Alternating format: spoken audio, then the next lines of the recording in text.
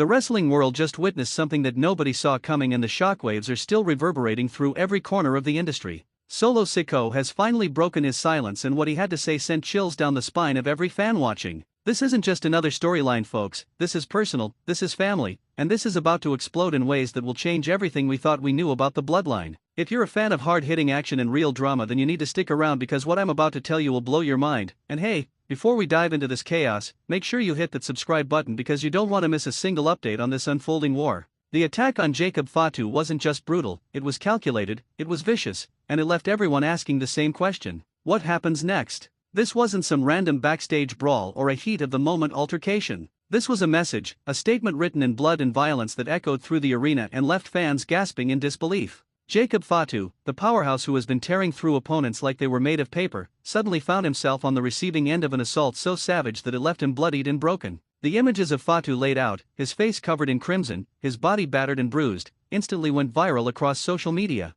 Fans couldn't believe what they were seeing. This was the man who seemed unstoppable, the enforcer who struck fear into the hearts of his opponents, now reduced to a victim of circumstances beyond his control. The silence that followed the attack was deafening. For days, nobody heard from Solo Sikoa. The Bloodline's enforcer, the man who has been leading the charge in this new era of dominance, remained quiet while speculation ran rampant. Was he involved? Did he orchestrate the attack? Was this an internal power struggle within the Bloodline? The questions kept piling up, and the wrestling community was desperate for answers. Social media exploded with theories ranging from the plausible to the outright absurd. Some fans believed this was all part of a grand plan to elevate Fatu to the next level. Others thought it was a shoot gone wrong, a legitimate attack that crossed the line between scripted entertainment and real violence. The uncertainty only added fuel to the fire, and everyone was on edge, waiting for someone, anyone, to break the silence and explain what the hell just happened. Then came the moment everyone had been waiting for. Solo Sikoa stepped in front of the cameras, and the intensity in his eyes told you everything you needed to know before he even opened his mouth.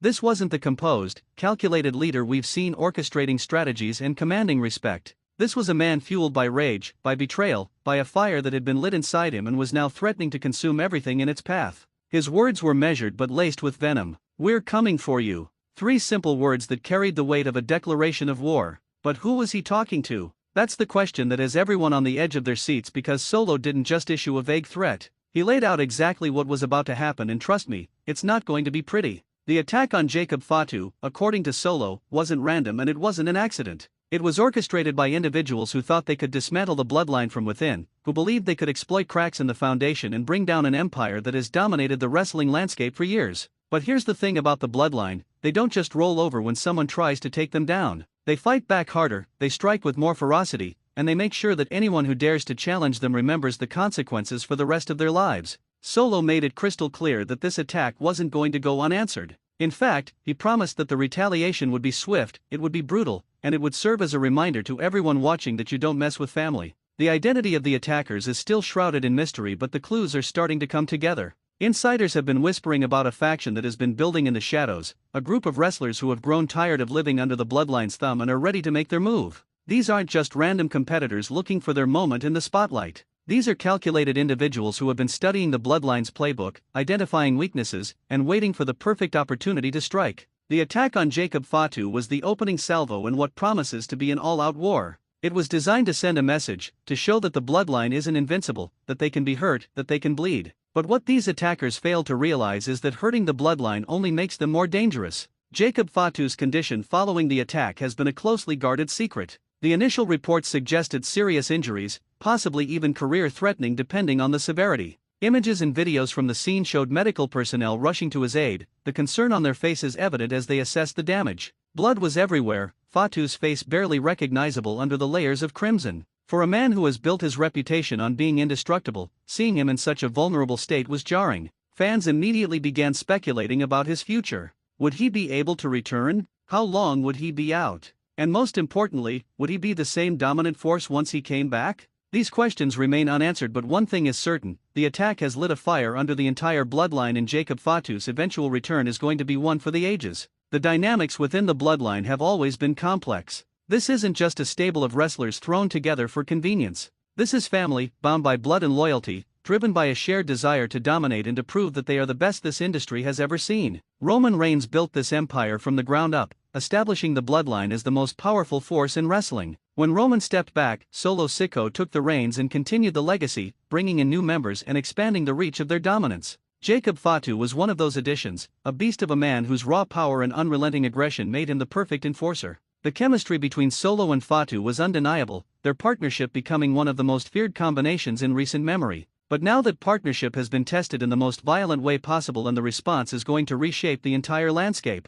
Solo's reaction wasn't just about defending Fatu or seeking revenge for an attack on a member of his crew. This was about respect, about showing everyone that the bloodline stands together no matter what. When you attack one, you attack all of them, and the consequences are severe. Solo's message was clear and direct. The people responsible for this attack made a grave mistake and they're about to find out just how grave. The promise of retaliation hung in the air like a storm cloud ready to unleash its fury. Fans are now waiting with bated breath to see who gets targeted first. Will it be a coordinated assault on multiple fronts? Will Solo pick them off one by one, making examples out of each person involved? Or will he orchestrate something even more devastating, something that nobody sees coming until it's too late? The timing of this attack couldn't be more significant. The wrestling world is in a state of flux with major events on the horizon and championships up for grabs. The bloodline has been positioning itself to remain at the top of the card, to continue its reign of dominance and to prove that no matter who steps up to challenge them, they will be knocked back down. But this attack has thrown a wrench into those plans.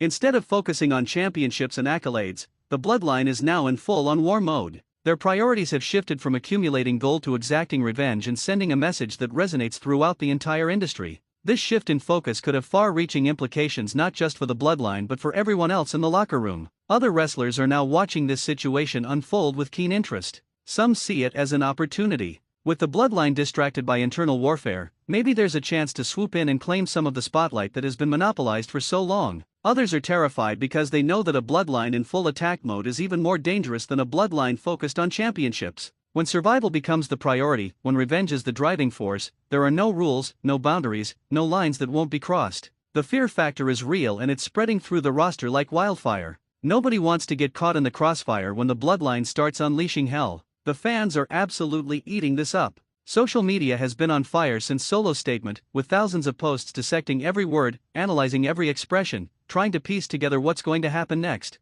The engagement levels are through the roof and this storyline has captured the imagination of the wrestling community in a way that few storylines do. People are invested, they're emotionally connected to these characters, and they desperately want to see how this all plays out. The attack on Jacob Fatu wasn't just a shocking moment, it was a catalyst that has set in motion a chain of events that will dominate the conversation for weeks if not months to come. Behind the scenes, the creative team is reportedly thrilled with how this is unfolding. They've managed to create genuine suspense and anticipation, something that's increasingly difficult to do in an era where spoilers and leaks are everywhere. The fact that people are genuinely uncertain about what's going to happen next is a testament to how well this has been executed. But it's not just about surprise, it's about emotional investment.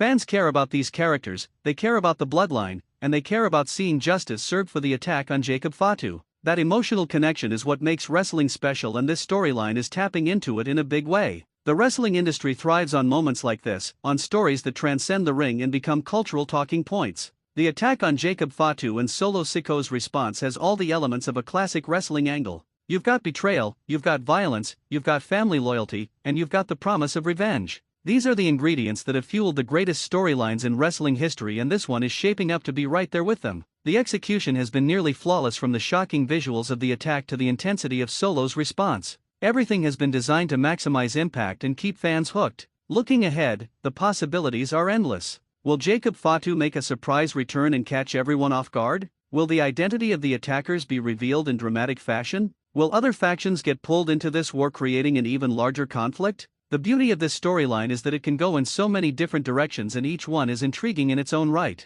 The unpredictability is what makes it so compelling. Fans don't know what's coming next and that uncertainty keeps them glued to their screens week after week. The impact of this storyline extends beyond just the bloodline. It's affecting how other wrestlers are booked, how other storylines are developed, and how the overall narrative of the show is structured. Everything is now viewed through the lens of this conflict. How does this affect the championship picture? How does this change alliances and rivalries? The ripple effects are being felt throughout the entire roster and that's exactly what you want from a major angle. It should feel important, it should feel like it matters, and this absolutely does. Solo Sikoa has proven himself to be a worthy successor to Roman Reigns as the leader of the bloodline. He's shown that he has the presence, the intensity, and the charisma to carry this legacy forward. His response to the attack on Jacob Fatu demonstrated leadership, it demonstrated loyalty, and it demonstrated that he's not going to back down from anyone. The respect he's garnered from fans and fellow wrestlers alike has skyrocketed. People are recognizing that this isn't just Roman's little brother or a guy writing on family connections. This is a legitimate star who is carving out his own legacy and doing it on his own terms. The wrestling world is bracing for impact because when Solo Sikoa says we're coming for you, it's not a threat, it's a promise. The retaliation is going to be swift, it's going to be brutal, and it's going to leave no doubt in anyone's mind that the bloodline is still the most dominant force in this industry. The attackers made their move and now they're going to pay the price. This is just the beginning of what promises to be an epic saga filled with twists, turns, violence, and drama. If you're not watching this unfold, you're missing out on something special. Make sure you subscribe to stay updated on every development because trust me, you don't want to miss what happens next in this war.